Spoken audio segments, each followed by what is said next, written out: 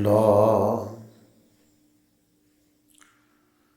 الحمد لله وسبحانه على حلمه بعد علمه وسبحانه على عفوه بعد قدرته والصلاة والسلام على حبيبه والصلاة والسلام على حبيبه سيدنا ومولانا محمد وعلى آله وصحبه وعترته أما بعد فأعوذ بالله من الشيطان الرجيم بسم الله الرحمن الرحيم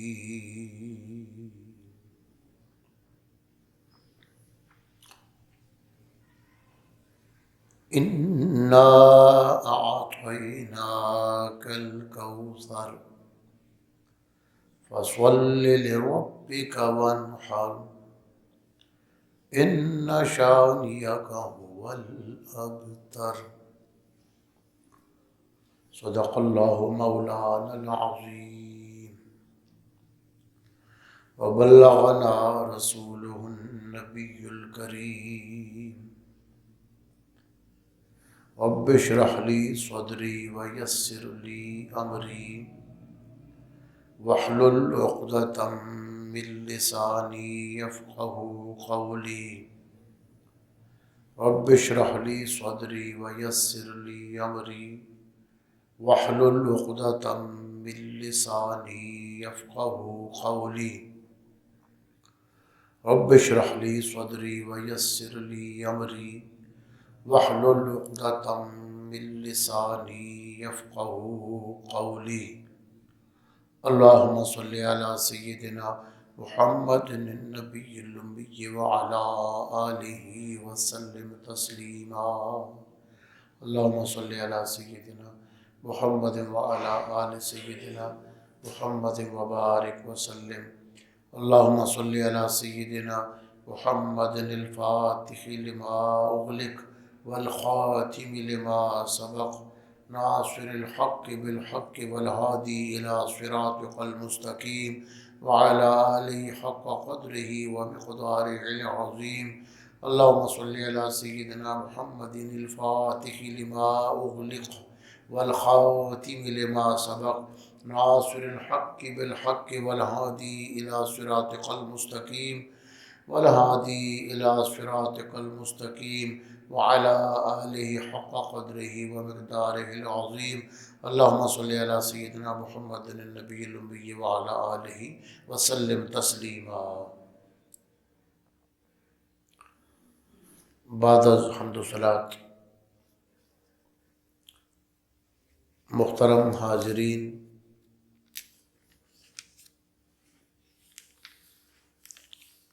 اور سامعین کرام،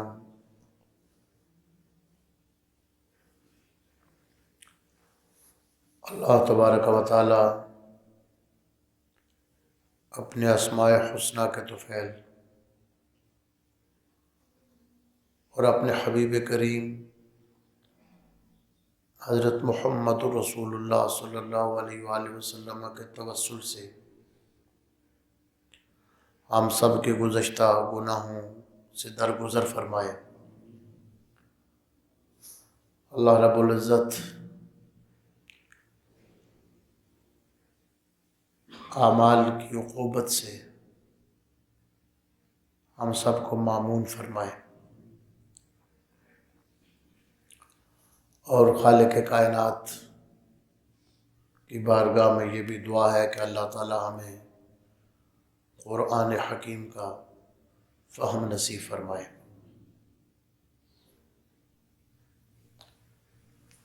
آج اس سورہ مبارکہ کی تلاوت کا شرف حاصل ہوا ہے، جو حروف اور الفاظ کے اعتبار سے قرآن مجید کی صورتوں میں سے سب سے چھوٹی سورہ ہے۔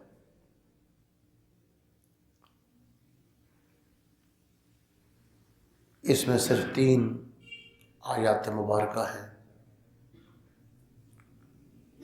اور مکی سورہ 3 آیتوں کا ایک رکوع ہے۔ سب سے مختصر صورت اور اللہ کے کلام کا اعجاز اور معجزہ کہ فصحائے عرب، شعرائے عرب پوری کوشش کے باوجود اس ایک صورت جیسی صورت نہ بنا سکے۔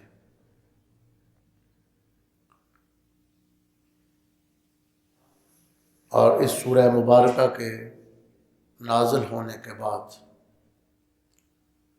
حضور نبی کا کریم صلی اللہ علیہ وآلہ وسلم نے حکم دیا کہ بیت اللہ کی دیوار پر اس سورت کو لکھ دیا جائے۔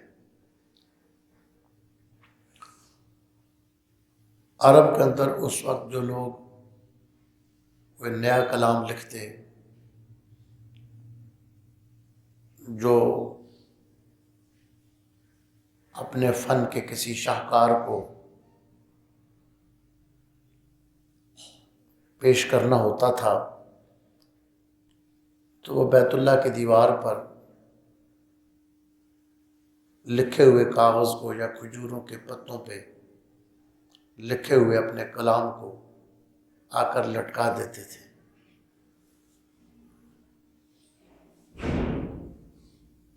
آج بھی مدارس دینیہ میں عربی ادب سیکھنے کے لیے اس شاعری کو پڑھا جاتا ہے، پڑھایا جاتا ہے۔ سبع معلقہ اس کتاب کا نام ہے، اور وہ کلام عرب کا ایک عظیم شاہکار ہے۔ تو جب کوئی شاعر کلام لکھ کے چلا جاتا تو پھر ان کے جو اساتذہ اور بڑے شاعر ہوتے تھے، بڑے شعراء، وہ آ کر اس کو چیک کرتے تھے، اس میں کوئی اگر اضافہ کرنا ہوتا یا کمی کرنی ہوتی وہ بھی کر دیتے، اگر اوکے کرنا ہوتا، پاس کرنا ہوتا تو وہ اس کو اوکے کر دیتے۔ تو جب یہ قرآن مجید کی سب سے مختصر صورت جب بیت اللہ کی دیوار پر لکھ کر لٹکا دی گئی، انا اعطیناک الکوثر فصل لربک وانحر ان شانئک هو الابتر، تو جب ان کا سب سے بڑا ادیب، سب سے بڑا شاعر صبح حرم میں داخل ہوا، اس نے یہ الفاظ لکھے ہوئے دیکھے۔ اب کلام کی 2 قسمیں بیان کی جاتی ہیں، یا تو نثر ہے یا نظم ہے۔ اب وہ سوچتا ہے کہ یہ نثر ہے، لیکن نثر میں اس طرح کا ردم نہیں ہوتا، اس طرح کا صوتی اتار چڑھاؤ اور مناسبت، انا اعطیناک الکوثر فصل لربک وانحر ان شانئک هو الابتر۔ جب اس نے دیکھا کہ یہ نثر بھی نہیں معلوم ہو رہی اور جو شاعری کے اوزان ہیں ان کے مطابق یہ شاعری بھی نہیں، نظم بھی نہیں، لیکن اس کی تاثیر ایسی تھی کہ دل ہل جاتے تھے، نہ نثر ہے نہ نظم ہے، تو اس نے آگے یہ جملہ لکھ دیا، ما ہوا بقول البشر، یہ کسی بشر کا کلام ہو ہی نہیں سکتا۔ ہمارے بزرگ عالم دین ہیں، وہ فرماتے ہیں کہ میں لاہور اپنے استاد صاحب کے پاس پڑھ رہا تھا، تو استاد صاحب بیان فرما رہے تھے کہ کلام کی دو قسمیں ہیں، ایک نثر ہے ایک نظم ہے۔ تو میں نے کہا سر جی ایک تیسری قسم بھی ہے۔ تو انہوں نے کہا وہ کون سی تیسری قسم ہے؟ کہا ایک نظم ہے ایک نثر ہے اور ایک قرآن ہے۔ نہ نثر نہ نظم، یہ اللہ کی کتاب، یہ سراپا اعجاز۔ سورہ کوثر کا شان نزول کیا ہے؟ شان نزول کیا ہوتا ہے کہ کوئی واقعہ پیش آیا تھا، کس موقع پر یہ سورت اتری، وہ سورت کا شان نزول ہے۔ کس موقع پر وہ آیہ کریمہ نازل ہوئی، وہ اس آیہ کریمہ کا شان نزول ہے۔ تو سورہ کوثر کا شان نزول جس پر تمام مفسرین کا اتفاق ہے، حضور نبی کریم علیہ الصلوۃ والسلام کے ایک صاحبزادے مکہ شریف میں جب ان کا وصال ہوا تو دشمنوں نے بغلیں بجائیں، خوش ہو گئے۔ ابو جہل اور بڑے بڑے دشمن کہنے لگے بطر محمد اللیلہ معاذ اللہ ثم والعیاذ باللہ، کہنے لگے کہ آج محمد صلی اللہ علیہ وسلم کی نسل ختم ہو گئی ہے۔ جب حضور کے صاحبزادے کا وصال ہوا تو دشمنوں نے کہا کہ اب ان کا نام و نشان مٹ جائے گا، ان کی نسل کا سلسلہ ختم ہو گیا، جو بیٹا تھا اللہ نے دے کے واپس لے لیا۔ رات کے وقت سرکار کے صاحبزادہ والا شان کا وصال ہوا تو کہنے لگے بطر محمد صلی اللہ علیہ وسلم، کہ نعوذ باللہ محمد صلی اللہ علیہ وسلم کی نسل ختم ہو گئی، وہ ابتر ہو گئے۔ یہ ابتر اسے کہتے ہیں جس کی نسل ختم ہو جائے، جس کا پیچھے نام و نشان نہ رہے۔ یہ پنجابی میں اور ہندکوں میں اور پٹواری میں جو اوترا لفظ استعمال کرتے ہیں، یہ وہی ابتر سے بنا ہوا ہے۔ ابتر عربی میں کہتے ہیں، اوترا یہ پنجابی ہندکو پٹواری پاڑی میں کہتے ہیں۔ کہنے لگے نعوذ باللہ محمد صلی اللہ علیہ وسلم کی نسل مٹ گئی، اب ان کا بیٹا تھا وہ ختم ہو گیا، آگے نسل ہی نہیں چلے گی، جس کے آگے نسل نہ چلے اس کا کون نام لینے والا ہوتا ہے۔ تو اللہ تعالیٰ نے حضور پاک صلی اللہ علیہ وسلم کو تسلی دینے کے لیے سورہ کوثر نازل فرمائی، انا اعطیناک الکوثر، اے حبیب ہم نے آپ کو جو بھی دیا ہے وہ کثرت کی حدوں کو پار کر کے دیا ہے۔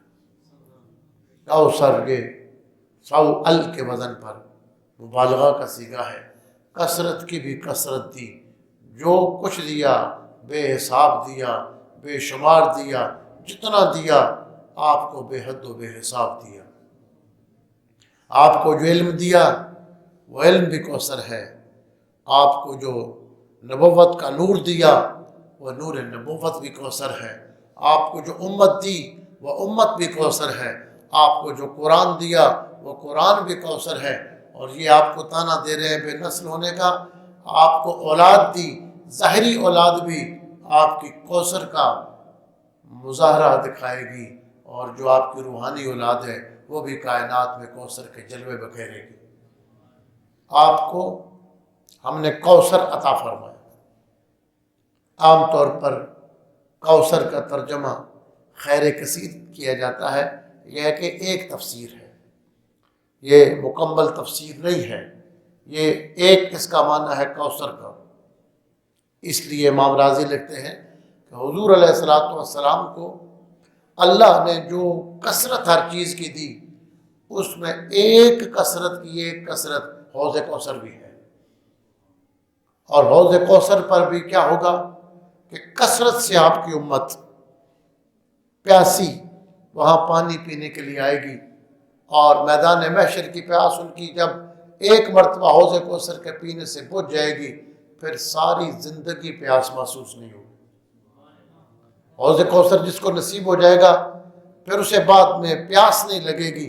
اور آپ صلی اللہ علیہ وسلم فرماتے تھے، یہ سیاستہ میں اور مسلم شریف میں حدیث ہے، آپ فرماتے ہیں کہ میں آج بھی دیکھ رہا ہوں حوض کوثر پر جو پیالے ہوں گے ان کی تعداد آسمان کے ستاروں کی طرح ہوگی، آسمان کے ستاروں سے بھی زیادہ حوض کوثر پر پیالے ہوں گے جس پہ نبی پاک علیہ الصلوۃ والسلام اپنی پیاسی امت کو سیراب فرمائیں گے۔ مقام کوثر، حوض کوثر۔ اور مجمع الزوائد میں امام حیثمی یہ حدیث لے کر آئے۔ یہ عام طور پر جو حضرت مولا علی شیر خدا کو ساقی کوثر کہا جاتا ہے، علامہ محمد اقبال رحمۃ اللہ تعالی علیہ نے بھی آپ کی شان میں جو اشعار لکھے وہاں ساقی کوثر کی ترکیب استعمال کی ہے۔ بانوے آ تاجدار حل عطا، مرتضی مشکل کشا شیر خدا، دست او آنجا قسیم کوثر است، زیر پاشی جا شکوہ خیبر است۔ کہتے ہیں کہ ایک طرف ان کا ہاتھ کوثر کو تقسیم کرنے والا ہے اور دوسری طرف خیبر کے قلعہ کو اکھاڑنے والا ہے۔ دست او آنجا قسیم کوثر است اور زیر پاشی جا شکوہ خیبر است، مرتضی مشکل کشا شیر خدا، بانوے آ تاجدار حل عطا۔ تو یہ جو ساقی کوثر کا یہ ترکیب حضرت اقبال نے استعمال کیا وہ حدیث میں ہے کہ حضور علیہ الصلوۃ والسلام نے فرمایا حوض کوثر پر جب پیاسے آئیں گے اور حوض کوثر کے پاس میں کھڑا ہو کر قیام فرماؤں گا، تشریف فرما ہوں گا، اور میرا علی میری امتیوں کو حوض کوثر کا پانی پلائے گا۔ حوض کوثر اس خیر کثیر میں سے ایک ہے جو حضور علیہ الصلوۃ والسلام کو اللہ نے کوثر عطا فرمایا۔ اب ایک اہم بات، حضرت امام زرکشی رحمہ اللہ تعالی جن کی کتاب البرہان فی علوم القرآن، اصول تفسیر اور علوم قرآنی کی ایک شاندار اور شاہکار کتاب ہے، بعد میں حضرت امام جلال الدین سیوطی رحمۃ اللہ علیہ نے اسی میں سے استفادہ کر کے الاتقان لکھی۔ الاتقان کی شہرت بہت زیادہ ہے، الاتقان ذرا مشکل ہے، البرہان اس لیے اس کی زیادہ شہرت عوام میں نہیں ہے، اہل علم جانتے ہیں۔ امام زرکشی کی البرہان فی علوم القرآن، اس میں آپ فرماتے ہیں کہ شان نزول کی اہمیت کیا ہے، کہ جب آیت اتری تھی، جب سورت اتری تھی، شان نزول کیا تھا، یعنی وہاں نزول کا سبب کیا بنا۔ شان نزول، سبب نزول، ہم شان نزول کہتے ہیں، عربی والے اس کو سبب نزول کہتے ہیں۔ اس لیے شان نزول پر جو کتابیں لکھی گئیں ان کتابوں کو کہا جاتا ہے اسباب النزول کی کتابیں۔ بہت ساری کتابیں اس موضوع پر لکھی گئیں، جن میں سب سے زیادہ مشہور کتاب امام واحدی کی اسباب النزول ہے، لباب النقول فی اسباب النزول۔ اور اب تو عرب میں مختلف اسباب النزول کی کتابوں کو اکٹھا کر کے ان میں سے صحیح روایات علیحدہ کر کے جامع اسباب النزول اس عنوان سے بھی کتابیں آ گئی ہیں، جن میں 4 5 کتابیں انہوں نے اسباب النزول کی جمع کر دی ہیں۔ آیت کب اتری تھی، واقعہ کیا پیش آیا تھا، اس کو آیت کا سبب نزول کہا جاتا ہے، اور حدیث شریف حضور نے کب بیان کی، واقعہ کیا پیش آیا تھا، اس کو سبب ورود کہا جاتا ہے۔ آیت کے شان نزول کو سبب نزول کہا جاتا ہے اور حدیث کے شان کو شان ورود کہا جاتا ہے۔ نزول اور ورود کا فرق کرتے ہیں کہ نازل ہونا اللہ کی کتاب کے لیے بولا جائے اور وارد ہونا رسول پاک کے فرمان کے لیے بولا جائے۔ اسباب النزول جو قرآن کے اور اسباب الورود حدیث کے، اس پر بڑی بڑی کتابیں لکھی جا چکی ہیں۔ گزشتہ سال ہم مدینہ طیبہ میں تھے تو وہاں ایک مراکش کے بہت بڑے محدث کی کتاب اسباب النزول پہ مجھے ملی اور میں وہاں سے لے کر آیا، وہ اسباب ورود، حدیث کے اسباب ورود پر۔ تو قرآن مجید کا سبب نزول ہوتا ہے اور حدیث کا سبب ورود ہوتا ہے۔ مثلا حدیث کا ایک سبب ورود وہ آپ کے سامنے میں پیش کرتا ہوں۔ حضور نبی پاک علیہ الصلوۃ والسلام کی ایک حدیث مبارک دعا مشہور ہے، لیکن اس کا سبب ورود عام طور پر بیان نہیں کیا جاتا۔ آپ صلی اللہ تعالیٰ علیہ وسلم جب مدینہ شریف گئے تو آپ نے سویرے سویرے دیکھا کہ فجر سے پہلے کئی گھروں سے آگ کی روشنی پھوٹ رہی ہے۔ جو لوگ پہاڑوں میں رہتے ہیں، گاؤں میں رہتے ہیں، یہ مری، کشمیر، ایبٹ آباد، پہاڑی علاقوں، تو وہ اس بات کو آسانی سے سمجھ سکتے ہیں۔ جب سحری کے وقت لوگ اٹھتے ہیں تو کئی گھروں میں آگ جل رہی ہوتی ہے، پتہ چلتا ہے کہ اس گھر میں لوگ جاگ رہے ہیں۔ یہ اس وقت کی بات ہے جب یہ بجلی لائٹ نہیں آئی تھی، تو لوگ سویرے اٹھتے ہیں تو کسی کسی گھر میں روشنی جل رہی ہوتی ہے۔ وہ لوگ اس طرح سویرے اٹھتے تھے، فجر سے پہلے ناشتہ کر کے کھانے پینے کے بعد نماز پڑھتے تھے، اور فجر سے پہلے یا فجر کے فوراً بعد جنگلوں میں کام کے لیے چلے جاتے تھے، کھیتوں میں کام کے لیے چلے جاتے تھے، جنگل سے لکڑیاں کاٹنے کے لیے چلے جاتے تھے۔ وہ لوگ سحری کے وقت فجر سے پہلے اٹھ کر کھانے پینے کے بعد تیار ہو جاتے تھے۔ تو یہ صبح سویرے اٹھنا اور فجر سے بھی پہلے اٹھنا یہ مدینہ شریف میں کچھ لوگوں کو معمول تھا۔ یہ جو آگ جلتی تھی سویرے سویرے اس کو نیران کہتے تھے۔ تو حضور علیہ الصلوۃ والسلام نے مدینہ شریف میں انصار سے پوچھا کہ یہ کیا معاملہ ہے، یہ سویرے سویرے لوگوں کے گھر آگ جلتی ہے؟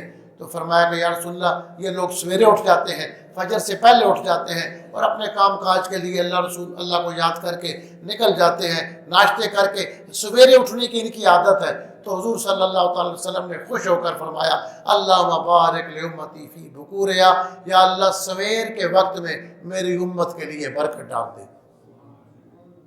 اب حضور علیہ السلام کی یہ دعا مل گئی، جو بندہ بھی صبح سویرے اٹھ جاتا ہے اللہ تعالیٰ اس کو وقت میں برکت عطا فرما دیتا ہے۔ یہ پکی بات ہے کہ حضور علیہ السلام کی دعا ہے اللہم بارک لامتی فی بکورہا، یا اللہ میری امت کے لیے بکور میں، بکور کہتے ہیں صبح۔ اب آپ یہاں پہ نا رات کے وقت لیٹ کسی دکاندار کے پاس جائیں اور وہ دکان بند کر رہا ہو تو وہ کہتے ہیں میں سویرے کھولوں گا، صبح آنا۔ تو عرب میں آپ جائیں تو وہ کہتے ہیں بکرا، آپ صبح آنا۔ یعنی اب ہم دکان بند کرنے لگے ہیں، اب شاپ کے بند کرنے کا ٹائم ہو گیا، وہ کہتے ہیں بکرا، آپ صبح آنا۔ بکرا صبح سویرے کو کہتے ہیں، کل کو کہتے ہیں بکرا تو وسیلہ۔ قرآن مجید میں بیان بھی ہوا ہے کہ اللہ تعالیٰ کی تسبیح کرتے ہیں صبح اور شام، تو صبح کے سویرے کو بکرا کہتے ہیں۔ اور حضور علیہ السلام نے فرمایا یا اللہ صبح کے سویرے میں جاگنے میں میری امت کے لیے برکت ڈال دے، جس نے صبح کے سویرے کو پا لیا اور جاگ کر اللہ کو یاد کر لیا، اللہ اس کو برکت عطا فرما دیتے۔ اور یہ کنفرم ہے اس لیے کہ حضور علیہ السلام کی دعا ہے۔ اگر آپ اپنی زندگی میں برکت ڈالنا چاہتے ہیں تو سویرے اٹھنے کی عادت بنا لیں۔ ہمارے فقہا نے فقہ یہ ہوتی ہے کہ کتاب و سنت کو سامنے رکھ کے اس کی حکمت پر غور کرنا، اس کو کہتے ہیں حکمت۔ اب میں آپ کو آپ کے سامنے واقعہ رکھتا ہوں کہ اب دین کی سمجھ نہ ہو تو بندہ بہت ساری چیزیں جو مشہور ایسے ہو جاتی ہیں کہ بڑے پڑھے لکھے لوگ بھی ادھر توجہ نہیں کرتے۔ مثلا یہ حکم ہے کہ جب آپ کسی مریض کی عیادت کے لیے جائیں تو وہاں تھوڑے ٹائم میں بیٹھیں، مریض کو دیکھنے کے بعد آپ اپنے چلیں، یعنی مریض کی عیادت کے لیے تھوڑا وقت آپ اس کے پاس آپ بیٹھیں۔ اب میں آپ کے سامنے ایک بات رکھتا ہوں کہ دین کا فہم کیا چیز ہے۔ اب حدیث کا جو فہم ہے اس کو فقہ کہتے ہیں۔ حضرت محقق الاصل علامہ مفتی محمد خان قادری رحمۃ اللہ تعالی علیہ نے مجھے خود یہ بات سنائی کہ حضرت علامہ شیخ الحدیث پیر سید محمود احمد صاحب رضوی جامع حزب الاناف لاہور والے، جن کی مشہور ہے بخاری شریف کی شرح فیوز الباری، بخاری شریف کی انہوں نے شرح لکھی ہے۔ یہ بڑے محدث تھے، بڑے عالم تھے، فقیہ بھی تھے، منطقی بھی بڑے تھے، نحوی بھی بڑے تھے، یعنی ایک پختہ عالم جن علوم و فنون میں اس کو ماہر ہونا چاہیے وہ اس کے ماہر تھے۔ تو وہ بیمار تھے، ہاسپٹل میں تھے۔ مفتی صاحب کہتے ہیں میں ان کی عیادت کے لیے گیا تو مفتی صاحب محمد خان قادری رحمۃ اللہ علیہ علم سے اتنی دلچسپی تھی کہ مجھے اچھی طرح یاد ہے وہ راول پنڈی میں وہ ممتاز قادری صاحب رحمۃ اللہ علیہ کی فاتحہ کے لیے آئے تو میں ان کے ساتھ تھا۔ اتنی ان کو تکلیف، پہلے ہم ایک حکیم صاحب کے پاس لے گئے، وہاں سے انہوں نے میڈیسن لی، فرق نہ آیا، پھر ان کو رائزک کا جا کے انجیکشن لگوایا، تھوڑا سا ان کو فرق آیا، سفر میں ان کو گیسٹرک ہو جاتی تھی، بیمار تھے، تکلیف میں تھے، لیکن اس حالت میں بھی علم کی باتیں جاری رکھی، پڑھنے پڑھانے کی۔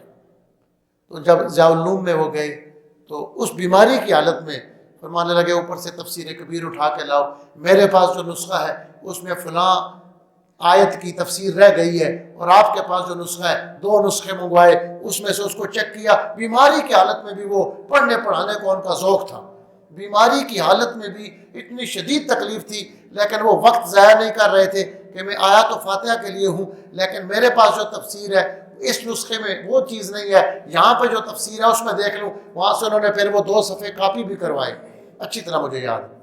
یعنی بیماری کی حالت میں بھی اتنا ان کو علم سے اور پڑھنے پڑھانے سے، اور اس طرح کے لوگ جب علم کی باتیں پڑھنے پڑھانے کی کرتے ہیں، بیمار ہوں تب بھی اٹھ کے بیٹھ جاتے ہیں۔ یہ نہیں ہو سکتا تھا کہ آپ مفتی صاحب کے پاس 5-10 منٹ بیٹھیں اور آپ کے علم میں اضافہ نہ ہو۔ جب ہم بیٹھتے تھے یا فون آپ کریں، فون پہ بھی آپ کو کوئی علم کی بات ملے گی، یعنی اتنا ان کا مطالعہ تھا، قرآن مجید کی تفاسیر پہ نظر تھی، احادیث کی شروحات پہ نظر تھی۔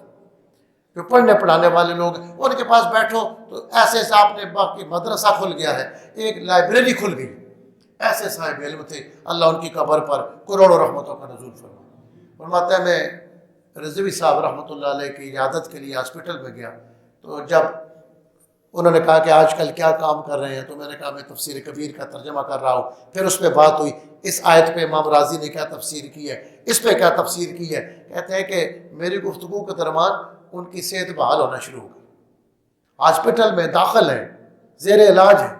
تو مفتی صاحب کہتے ہیں پھر میں نے جو سنا ہوا تھا کہ مریض کے پاس تھوڑی دیر بیٹھنا چاہیے، میں نے کہا آپ مجھے اجازت دے دیں۔ تو کہنے لگے کیا تو یہ چاہتا ہے کہ میں ہاسپٹل میں پڑا رہوں؟ تو علم کی بات کر رہا ہے، اللہ مجھے صحت دے رہا ہے، علم کی بات سننے سنانے سے مجھے ایک زندگی مل رہی ہے۔ وہ جو حدیث شریف ہے وہ اس لیے ہے کہ مریض کے پاس جب بیٹھو محسوس کرو کہ مریض تنگی محسوس کر رہا ہے۔ بعض لوگ ایسے بھی ہوتے ہیں جن کو دیکھ کے مریض خوش نہیں ہوتا، لیکن بعض ایسے ہوتے ہیں جن کے بیٹھنے سے مریض کو صحت ملتی ہے۔ تو مقصد تو یہ ہے کہ مریض کو تنگ نہ کیا جائے، اس کی خوشی کا انتظام کیا جائے، اس کو سہولت اور سکون دی جائے۔ تو فرمایا کہ تیری علم کی باتیں سننے سے مجھے تو صحت مل رہی ہے، تیرا میرے پاس بیٹھنا میرے لیے مفید ہے۔ لہٰذا اس حدیث کا فہم کیا ہے کہ مریض کے پاس بیٹھنے سے اگر آپ دیکھتے ہیں کہ وہ تنگ پڑ رہا ہے تو پھر آپ جلدی اٹھ کے چلے جائیں۔ اگر آپ کے بیٹھنے سے، آپ کی باتیں کرنے سے اس کو صحت مل رہی ہے تو وہاں بیٹھنے سے آپ کو ثواب ملے گا، اور اس کا فہم نہیں ہے، اس کی فکر نہیں ہے، تو آپ تو یہی کریں گے نا۔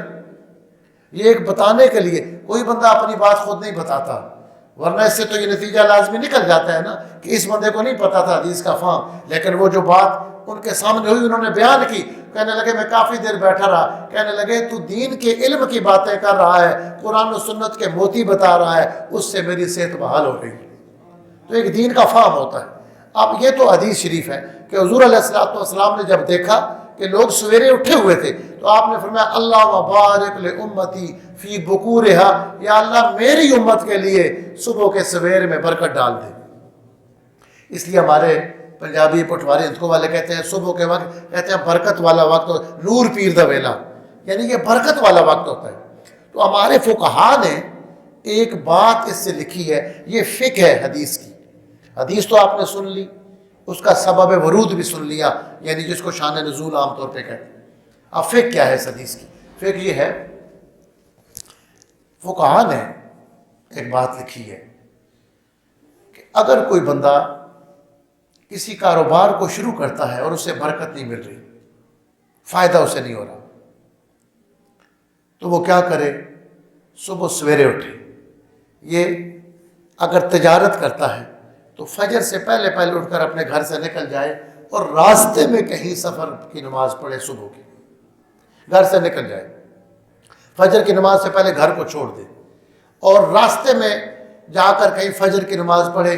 اس کی برکت یہ ہوگی کہ رسول اللہ صلی اللہ علیہ وسلم نے دعا دی تھی، تو اس دعا کی برکت ایسے حاصل ہوگی کہ اللہ اس بندے کو کاروبار میں برکت عطا فرما دے گا۔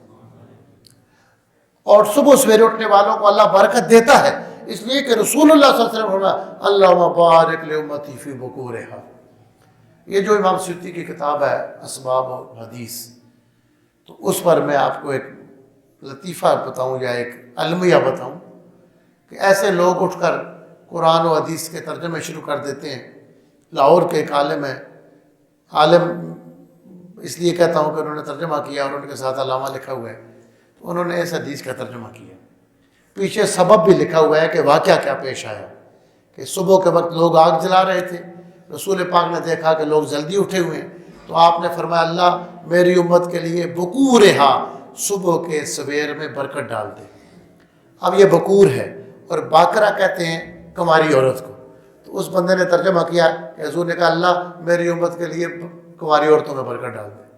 حالانکہ پیچھے واقعہ بھی لکھا ہوا ہے اور واقعہ یہ بتا رہا ہے کہ یہ صبح کے سویرے کے بارے میں ہے. ایسے لوگ بھی ہیں جب تشریحات قرآن و سنت کی شروع کریں تو بیڑا تو پھر غرق ہی ہوتا ہے. تو میں عرض کر رہا تھا کہ جو سبب ورود ہے، اسی طرح آیات کا جو شان نزول ہوتا ہے اس کو تفسیر میں دخل ہوتا ہے. آیات کا شان نزول کہ حضور صلی اللہ تعالیٰ علیہ وسلم پر جو آیت اتری اس وقت واقعہ کیا پیش آیا تھا. اب سورہ کوثر کا شان نزول دیکھ لیجئے. سرکار کے صاحبزادے کا وصال ہوا اور لوگوں نے کہا کہ آپ کی نسل ختم ہو گئی ہے، تو اللہ نے فرمایا یہ تو تانا دے رہے ہیں انا اعطیناک الکوثر، ہم نے آپ کو کثیر دے دیا. امام راضی فرماتے ہیں اب کوثر کا معنی یہ ہے کہ ہم نے آپ کو اولاد کی کثرت عطا فرما دی. اے حبیب اب یہ جو تانا دینے والے ہیں ان شانک هو الابتر، ان کی نسلیں مٹ جائیں گی، ان کا کوئی نام و نشان مٹ جائیں گے، نام لینے والے نہیں ہوں گے. رسول اللہ کو جنہوں نے تانے دیے تھے وہ جو ابو جہل اور باقی مکے کے دشمن تھے ان میں سے کسی کی نسل باقی نہیں رہی، اور رسول اللہ کی نسل قیامت تک رہے گی. یہاں تک کہ فرمایا کہ قیامت کے قریب امت کی ڈوبتی کشتی کو جو کنارے لگائے گا وہ بھی میری زہرا کی اولاد میں سے امام مہدی ہوگا. اس پر امام راضی فرماتے ہیں یہ شان نزول ہے، اس کو تفسیر میں دخل ہے. اور امام زرکشی نے لکھا کہ پوری امت کے مجتہدین اجماع کریں اس بات پر کہ شان نزول کو الگ کر کے قرآن کی تفسیر کریں تو نہیں ہو سکتی، اس لیے کہ شان نزول کو دخل ہے. جو مجھے اتری تھی تو کیوں اتری تھی؟